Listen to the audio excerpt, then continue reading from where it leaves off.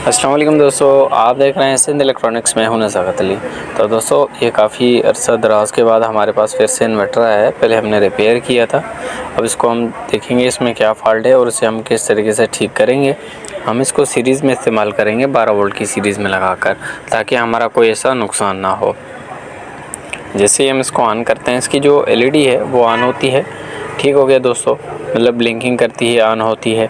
अब ये है कि ये अपना आउटपुट नहीं दे रही है। LED ऑन है, पंखा चल रहा है इसका, लेकिन ये आउटपुट वोल्ट नहीं दे रहा। सबसे पहले हम इसे 12 वोल्ट से निकालेंगे और इससे आउटपुट का बल्ब निकाल के इसको तमाम जो ना बॉडी से जो ना स्क्रू वगैरह निकाल के हम इसको बोर्ड को बाहर निकाल देंगे।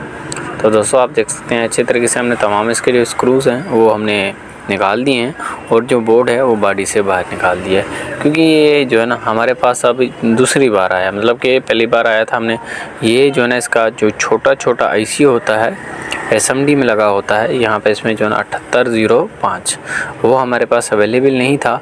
तो हमने इसका जो ना एक जुगाड़ लगाया था। जुगाड़ ये लगाया था कि 7805 बड़ा लगा के इसको हीट सिंक के साथ मिला के अब यहाँ पे इसको सिर्फ़ और सिर्फ IC को 5 वोल्ट दिए थे और ये ऑपरेटिंग करना शुरू हो गया था।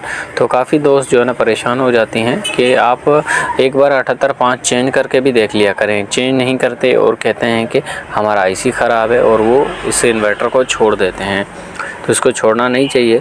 अब तो इसमें फ़ॉल्ट आ चुका है, फ़ॉल्ट को ट्रेसिंग करेंगे इसमें क्या फ़ॉल्ट है और हम इसको किस तरीके से ठीक करेंगे। क्योंकि इसकी लाइट भी ऑन है, जब तक अगर ग्रीन लाइट ऑन होती है तो इससे ज़ाहिर ये होता है कि आपका मेन IC बिल्कुल ही ठीक है। अब सबसे पहले हम चेक कर लेते हैं इसके जो मॉसफेट होते हैं FD, इनको चेक कर लेते हैं डायोड मोड पे रख के। तो दोस्तों आप देखते हैं FD को चेक करें तो ये जो ना अपनी रीडिंग दे रही है। दूसरी को चेक कर लेते हैं, दूसरी भी हमारी रीडिंग दे रही है।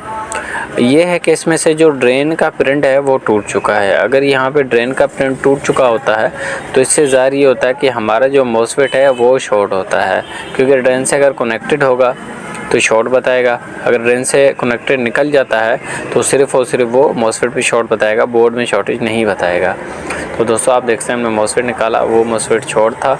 अब ये दूसरा मॉसफेट भी निकालेंगे क्योंकि इसकी जो हमें वैल्यू दे रही है वो बिल्कुल ही कम वैल्यू लग रही है, क्योंकि ये जो ना हमारा लीक हो चुका है, ख़राब हो चुका है। तो हमने दोनों मॉसफेट्स को बाहर निकाल दिया है। तो दोस्तों आप देख सकते हैं हम सबसे पहले अब इसके जो गेट के वोल्ट होते हैं वो चेक करेंगे कि वो हमारे बनते भी हैं कि नहीं। मल्टीमीटर को आपने DC मोड पे रखना है। अब इसको हम 12 वोल्ट की सीरीज़ में लगा के चेक करेंगे कि आया कि जो हमारा इन्वर्टर है वो अपने ड्राइव वोल्ट भी बना रहा है कि नहीं। तो दोस्तों आप देखते हैं हम सबसे पहले ड्राइव वोल्ट चेक कर लेते हैं मॉसफेट्स के गेट और सोर्स पे। एक मॉसफेट के हमारे बिल्कुल नहीं बन रहे और दूसरे पे हमारे बन रहे हैं। अब इसका क्या मतलब है कि एक पे बन रहे हैं एक पे नहीं बन रहे। तो जो इस पे नहीं बन रहा है उस पर गेट की जो रेजिस्टेंस लगी होती है 10 ओम हो गई, 47 ओम हो गई या 22 ओम हो गई। तो दोस्तों आप देखते हैं यहाँ से ये फट चुकी है, मतलब कि ख़राब हो चुकी है और इस मॉसफेट की बिल्कुल ही ठीक है। तो अब बेहतर सेफ्टी के लिए ये होता है कि आप यहाँ पे रेजिस्टेंस लगा लें, वरना आप इसे डायरेक्ट भी कर सकते हैं। हम जो ना इसको अब डायरेक्ट कर रहे हैं क्योंकि हमारे पास इस टाइम जो ना SMD में रेजिस्टेंस अवेलेबल नहीं है। आप इसमें बड़ी भी लगा सकते हैं। ठीक हो गया ना दोस्तों, हम इसको अब डायरेक्ट कर रहे हैं। अब डायरेक्ट करने के बाद चेक कर लेते हैं कि हमारे जो ड्राइव वोल्ट एक मॉसफेट के नहीं बन रहे थे वो बनते भी हैं कि नहीं। तो दोस्तों आप देखते हैं हमने चेक किए तो वो दूसरे के भी हमारे ड्राइव वोल्ट आ गए।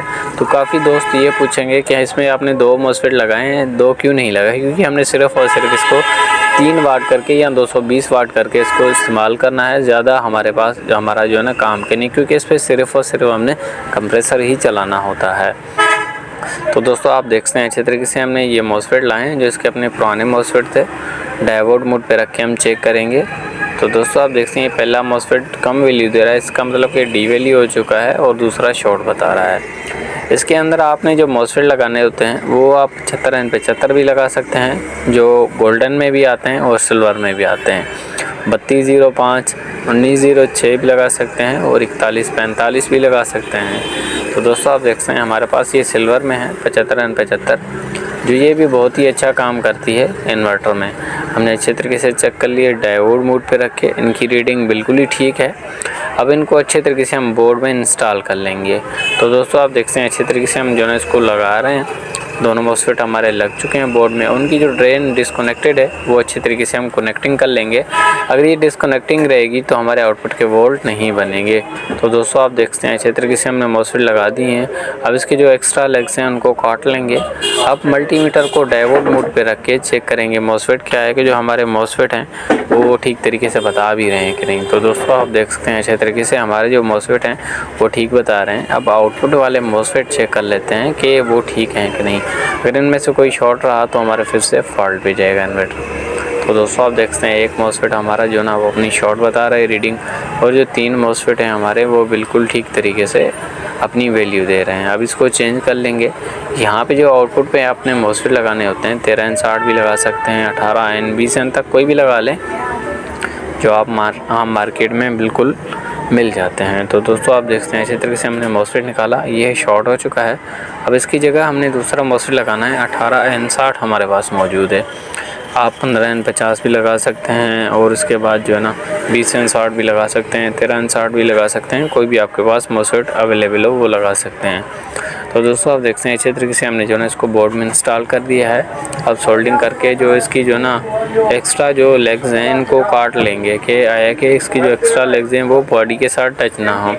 तो दोस्तों आप देखते हैं मल्टीमीटर को डायोड मोड पे रख के हमने चेक किया तो बिल्कुल ही ठीक हमारा मॉसफेट रीडिंग दे रहा है। अब अच्छे तरीके से सबसे पहले 12 वोल्ट सीरीज़ में लगा के चेक करेंगे डीसी वोल्टेजेस और फिर एसी वोल्ट, क्या है कि हमारा इन्वर्टर जो ना वोल्ट भी बनाता है कि नहीं। मॉसफेट क्योंकि हमने तमाम आपको चेक करवाए, एक बार फिर से हम चेक करवा लेते हैं तो हमारे जो मॉसफेट हैं वो बिल्कुल ही ठीक हैं। अब इसको 12 वोल्ट सीरीज़ में लगा के चेक करेंगे डीसी वोल्टेजेस जो मेन फिल्टर कैपेसिटर पे 400 वोल्ट वाले पे आते हैं। अगर वहाँ पे नहीं आ रहे तो फिर इनपुट सेक्शन में मसला है, अगर वहाँ तक आ रहे हैं आउटपुट में नहीं आ रहे तो आउटपुट सेक्शन में मसला है। तो हमारे इनपुट क्लियर है।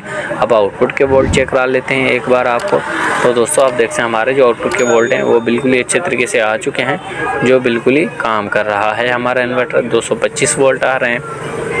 अब आउटपुट पे बल्ब वगैरह लगा के चेक कर लेते हैं कि आए कि जो हमारा इन्वर्टर है वो लोड वगैरह भी उठा रहा है कि नहीं। तो दोस्तों आप देख सकते हैं अच्छे तरीके से हमने जो ना इसको 12 वोल्ट सीरीज़ में लगा के चेक करना होता है, डायरेक्ट में नहीं लगाना होता। अगर कोई फॉल्ट आता है तो हमारी सीरीज़ गुल हो जाएगी, जिससे हमारा कोई नुकसान नहीं होगा।